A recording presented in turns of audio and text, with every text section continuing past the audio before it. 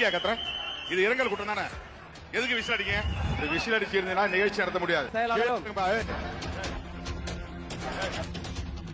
தம்பி, யாரு சொன்னா கேப்பீங்க? எவ்வளவோ பேச வேண்டும் என்று ஆவலோடு வந்தேன். பசி வேலையாகவும் இருக்கிறது.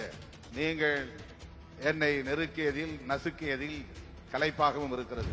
விசில் அடிச்சு இருந்தீங்கன்னா நிகழ்ச்சி நடத்த முடியாது. உட்காருங்க. இங்க இவ்வளவு பேர் எதுக்கு தம்பி நிக்கிறீங்க? பின்னால இவ்வளவு பேர் எதுக்கு நிக்கிறீங்க? எனக்கு புரியல, எதுக்காக நிக்கிறீங்க? நீங்க எல்லாம் இறங்கி போய் உட்கார்ந்து பிறகுதான் நிகழ்ச்சி தொடங்கும். ஹலோ ஹலோ, போய் உட்காரு.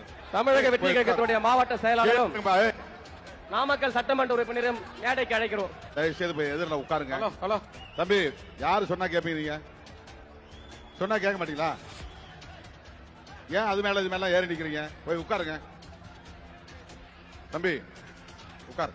கீழே ஒண்ணு தலையில உட்காரு, இல்லைன்னா போய் நாற்காலில உட்காரு. திருமாவளவன் சிறுத்தைகளை பார்த்து உங்ககிட்ட சரக்கு இருக்கு, மிடுக்கு இருக்கு அப்படின்னு சொல்ல வேண்டியது. அவங்க கூட்டத்துக்கு சரக்கோடையும் மிடுக்கோடையும் வந்தா என்ன நெருக்கிட்டீங்க, நசுக்கிட்டீங்க, கலப்பா இருக்கு அப்படின்னு சொல்ல வேண்டியது. ஒரு விடுதலை சிறுத்தைக்கு 10 கேஸாவது இருக்கணும் அப்படின்னு சொல்ல வேண்டியது.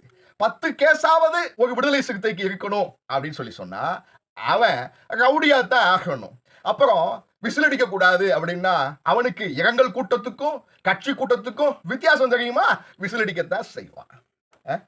அடங்க மறு, அத்து மீறு, திமிரி எழு, திருப்பி அடி அப்படின்னு சிறுத்தைகளுக்கு சொல்லிக் கொடுக்க வேண்டியது. அப்பா கீழே போங்கப்பா, எல்லாரும் உட்காருங்கப்பா, சொன்னா கேட்க மாட்டீங்களா, யார்தான் உங்களுக்கு சொல்லணும் இப்படின்னு அப்புறம் தவிக்க வேண்டியது. வினை விதைத்தால் வினையைத்தான் அறுக்க வேண்டும். விதை போட்டது திருமாவளவன் நீங்க, அது பெருமையா இல்ல உங்க கடமை.